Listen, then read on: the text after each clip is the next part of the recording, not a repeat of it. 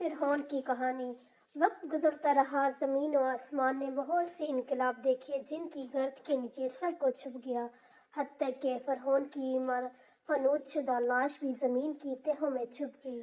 ان کے نام صرف کتابوں، ان کی تعمیرات اور لوگوں کے ذہنوں میں رہ گئے۔ اس واقعے کے 2000 سال بعد اس دنیا میں اللہ کے آخری نبی حضرت محمد صلی اللہ علیہ وآلہ وسلم تشریف لائے۔ ان پر نازل ہونے والی آخری کتاب میں فرعونوں کے قصے بڑی تفصیل کے ساتھ بیان کیے گئے تھے، اور اسی سلسلے میں اس فرعون کا جسم محفوظ کرنے کی بابت آیت بھی نازل ہوئی تھی، جس کی سچائی پر سب اہل ایمان کا پختہ یقین تو تھا، لیکن وہ سمجھنے سے قاصر تھے کہ اس خدائی کا دعویٰ کرنے والے کی لاش کہاں محفوظ کی گئی اور کیسے اسے عبرت کا نشان بنایا جائے گا۔ میں مصر کے ایک شہر الغورنیہ سے تعلق رکھنے والے غریب اور معمولی چور احمد ابوالرسول کو فرعونوں کی حنوط شدہ لاشوں کی طرف جانے والے خفیہ راستے تک رسائی مل گئی۔ احمد ابوالرسول واردات چوری کر کے بیچا کرتا تھا۔ ایک دن وہ دریائے نیل کے کنارے کے قریب تبیسہ کے مقام پر اسی سلسلے میں پھر رہا تھا جب اسے ایک خفیہ راستے کا پتہ چلا۔ وہاں وہ نودرات کی چوری کے لیے جگہ کھود رہا تھا کہ اسی دوران اسے کچھ لوگوں نے پکڑ لیا اور پولیس کے حوالے کر دیا۔ وہ جس جگہ کو کھود رہا تھا وہاں سے ملنے والے راستے کی جب مسلسل کھدائی کی 1891 ہجری کو دوسرے ممیوں کے ساتھ اسی غرق ہونے والے فرعون کی لاش بھی مل گئی۔ اس کے کفن پر سینے کے مقام پر اس کا نام لکھا ہوا تھا۔ ان ممیوں کو قاہرین لے گئے۔ جب ان ممیوں کا تفصیلی سے جائزہ لیا گیا تو فرعون والی ممی پر جمی نمکیات کی تہ سے تصدیق ہو گئی کہ یہ وہی فرعون ہے جسے اللہ نے پانی میں غرق کر کے بدترین انجام سے ہمکنار کیا تھا۔ یہ بہت بڑا واقعہ تھا۔ اس کی تصدیق کے لیے دنیا بھر کے ماہرین آثار قدیمہ اور سائنسدان مصر کی طرف امڈ پڑے۔ مختلف سائنسی ٹیسٹ کرنے کے بعد دنیا بھر کے سائنسدانوں نے تصدیق کر دی کہ دوسری سب لاشوں کی نسبت صرف فرعون کی لاش پر ہی سمندری نمکیات کی تہ جمی ہوئی تھی۔ اس تصدیق کے بعد اسے فرعون کی لاش قرار دے کر عجائب گھر میں محفوظ کر دیا گیا۔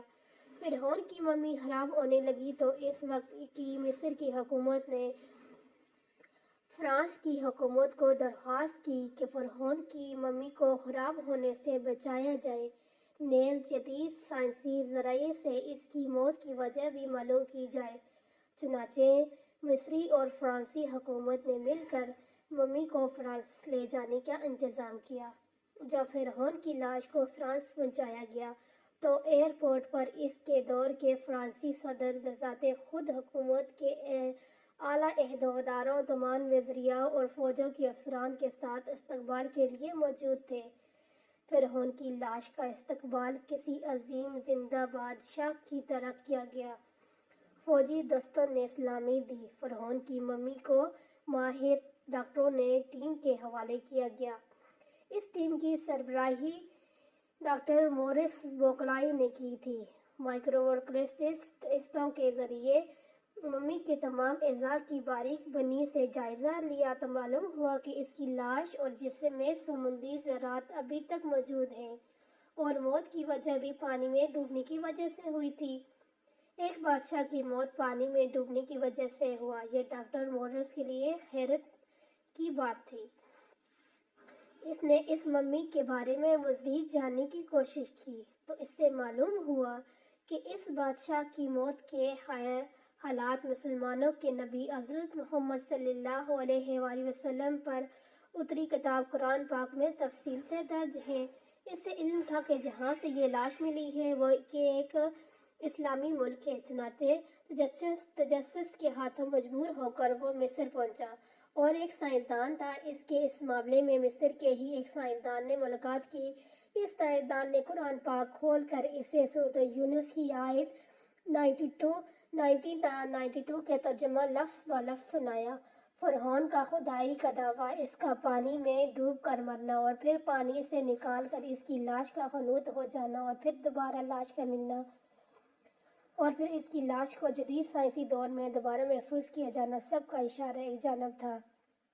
بہت واضح تھا، تجھے بعد میں آنے والوں کا عبرت کا نشانہ بنا دوں گا۔ فرعون کی لاش ایسے محفوظ کر کے دنیا کے سامنے لا کر رکھ دی گی کہ انٹرنیٹ کی ایک کلک پر رسائل، مجرات پر، ٹی وی چینلز پر اور عجائب گھر میں اربوں انسانوں کی آنکھوں کے سامنے کرینہ اور بچ کی قابل ترس حالت میں موجود ہے۔ عبرت کے لیے، سوچنے کے لیے، عبادت کے لائق اور ہمیشہ رہنے والا وہی ہے جو سب کا خالق اور رازق ہے۔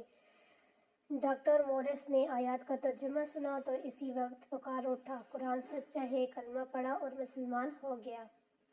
فرعون کے سمندر میں ڈوب کر ہلاک ہونے کے واقعات تو انجیل اور حابیل میں بھی ہیں، مگر لاش کا بطورِ عبرت محفوظ کیے جانے کی بات نہیں، جو اصل معجزہ تھا اور عظیم پیشگوئی بھی کہ آئندہ 1000 سال بعد دنیا کو معلوم ہوگا کہ قرآن کی بات حرف بہ حرف سچ نکلی۔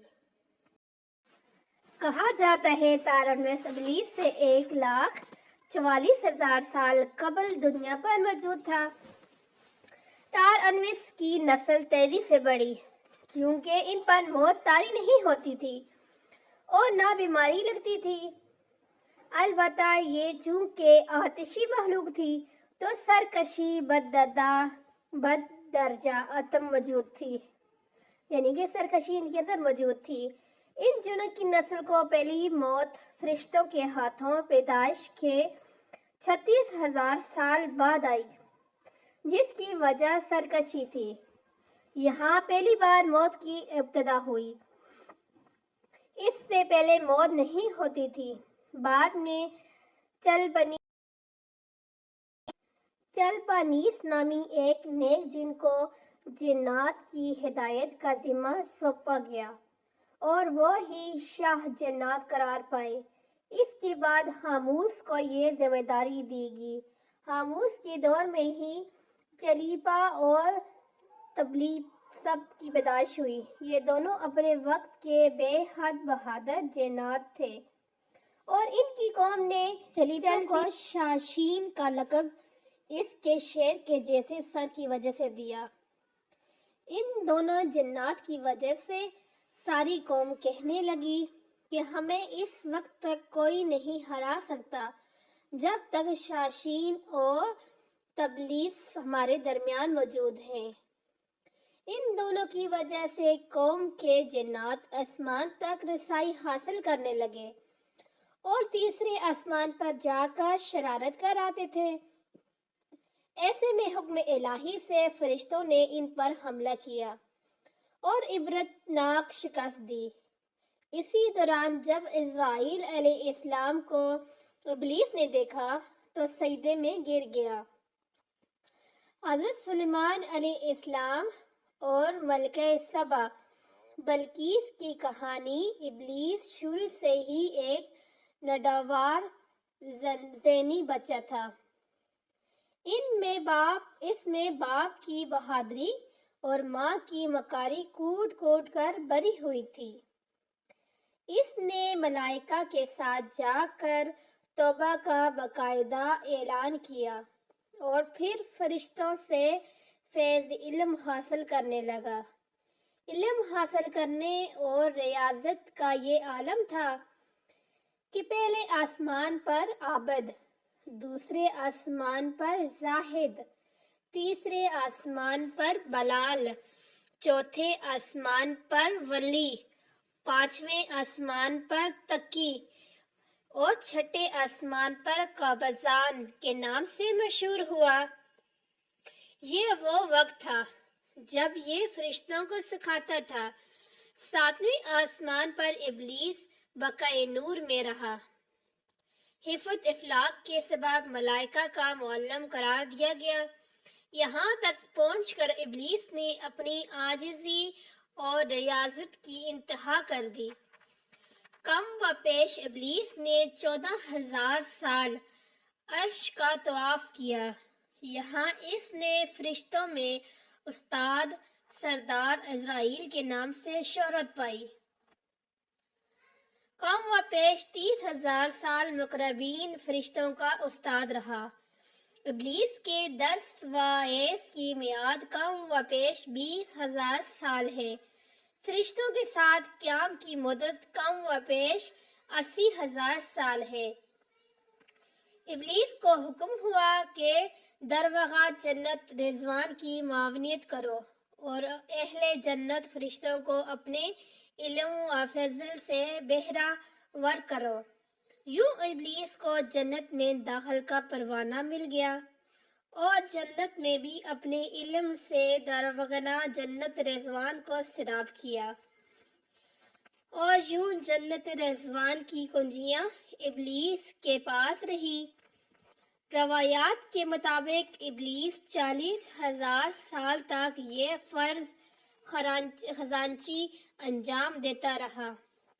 یہی وہ مقام الہی ترین جنت رضوان ہی تھا جہاں ابلیس نے پہلی بار بادشاہت کے خواب دیکھنے شروع کیے۔ اس وقت ابلیس کے پاس حفت، الکلیم، افلاک، جنت و دوزخ سب کا اختیار تھا، اور اس نے چپے چھپے چپے پر سجدے کیے تھے، مگر یہاں پر ابلیس عاجزی سے پہلی بار بھٹکا اور خود کو بادشاہ بنانے اور رب بن جانے کے خواب دیکھنا شروع کیے۔ کہیں ملائکہ کے سامنے ربوبیت کی بات بھی کی، مگر ملائکہ کے انکار کے سبب چپ ہو گیا، اور یوں نظام چلتا رہا۔ مگر اس سب سے اللہ تعالیٰ کی ذات بے خبر نہ تھی۔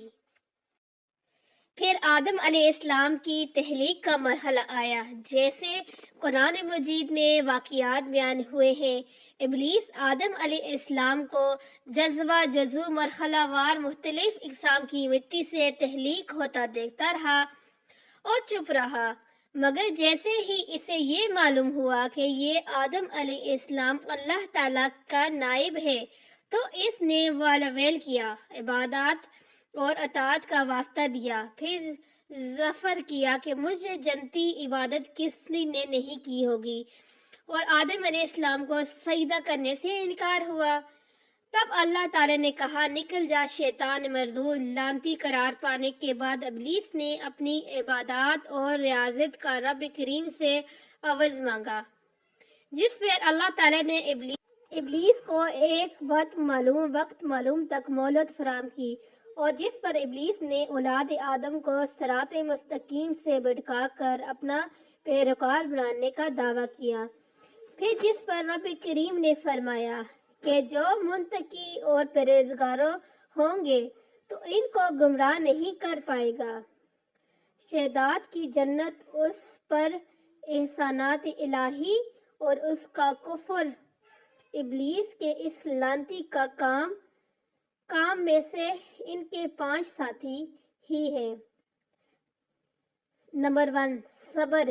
اس کے اختیار میں مصیبتوں کا کاروبار ہے، جس میں لوگوں کو ہائے ویلا کرتے ہیں، گریبان پھاڑتے ہیں، منہ پر تماچا مارتے ہیں اور جاہلیت کے نعرے لگاتے ہیں۔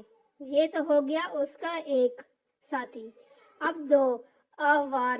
یہ لوگوں کو بدی کا مرتکب کرتے ہیں اور بدی کو لوگوں کو پر اچھا اور پسندیدہ کر کے دکھاتا ہے۔ نمبر 3، مصوت۔ یہ کذب، جھوٹ اور درغوز پر معمور ہے، جیسے لوگ کان لگا کر سنیں۔ یہ انسانوں کی شکل اپنا کر ان سے ملتا ہے اور انہیں فساد برپا کرنے کی جھوٹی خبریں سناتا ہے۔